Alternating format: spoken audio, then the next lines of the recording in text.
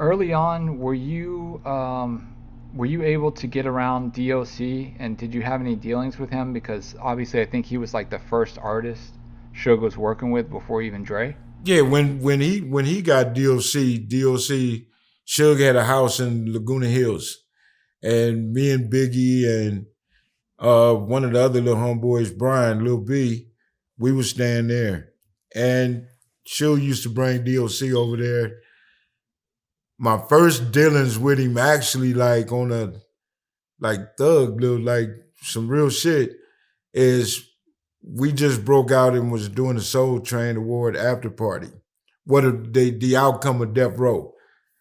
Death Row just came out, and DOC got in the limo with all the homeboys in the back of it and took off.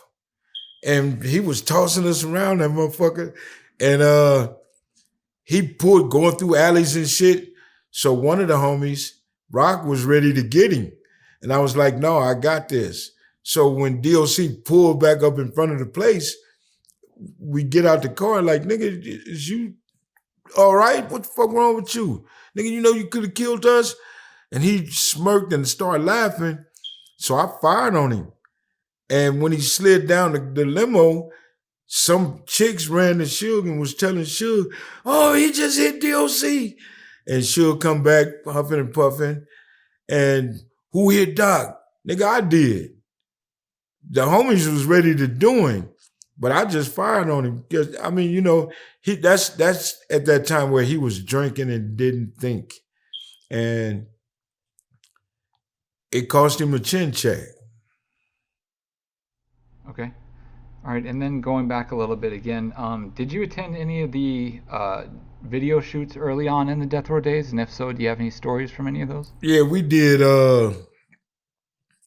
Little Ghetto Boy, um, the one with Snoop Dogg was in the park, the barbecue. I went to a couple of them, but that wasn't my cup of tea. Like standing there all goddamn day, what you call them, and then they changed Little Ghetto Boys up so many times.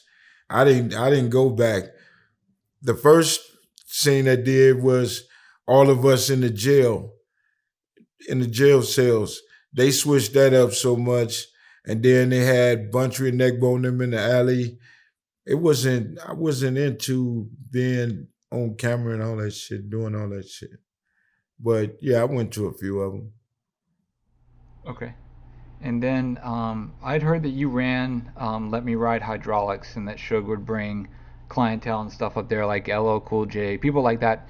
Did you ever have any good memories of people coming up to the hydraulic shop that you I can got share? some memories I can't tell because I don't want to put nobody out there. But yeah, man, let me ride was, you know, instead of doing the death row shit and flying out of state and shit, Suge got the hydraulic shop. So I ran the hydraulic shop, and we pretty much started from scratch. And it was something that I learned. I never knew nothing about hydraulics. So I hired all the homeboys who was working there. I hired my grandfather, my uncle. They did the mechanics aspect of it. Uh, we had two SA guys that was chopping up the frames and shit and, you know, reinforcing shit. So I learned how to do that, a little bit of welding. So it was pretty cool. And you know, we got to arguing over certain shit because the homies thought that Let Me Ride Hydraulics was theirs, and they wanted to use the parts.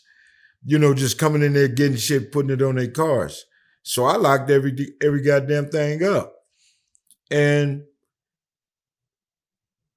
even if you homies, we couldn't work together. So at the end of the day, shit started going on, and it just we just closed it down. But it was a good run. We had a ball. Okay. I'd always heard that Dre had a 6'4" Impala that you ended up taking from him. Can you tell us the story about how that happened? That who did? That Dr. Dre had Oh had yeah. a lowrider? Well, me and my boy got into it, and he didn't want to pay me. And the car ran hot, so I put it in my driveway. So They had like they weren't worried about the car, so I'd had the neighborhood mechanic fix the car, all that shit. So now I'm driving it. So when they see I'm driving it, they come to get it. No, y'all ain't getting this. Let me. I need to check. And long as they prolonged on giving me a check, I kept the car.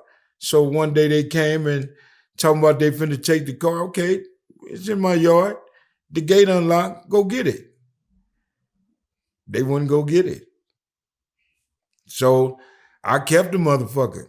And when I got done with it, because they pissed me off and waited so long to give me a check, I took everything off the motherfucker, put it on some bricks in my yard.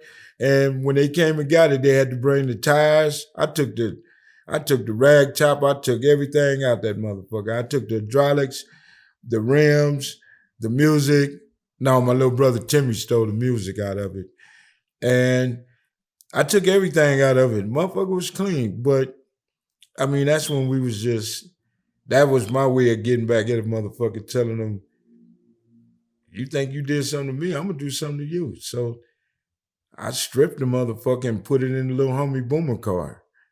Everything. So they never came back and got it after I got the second check. When they came and got it, it was sitting on bricks.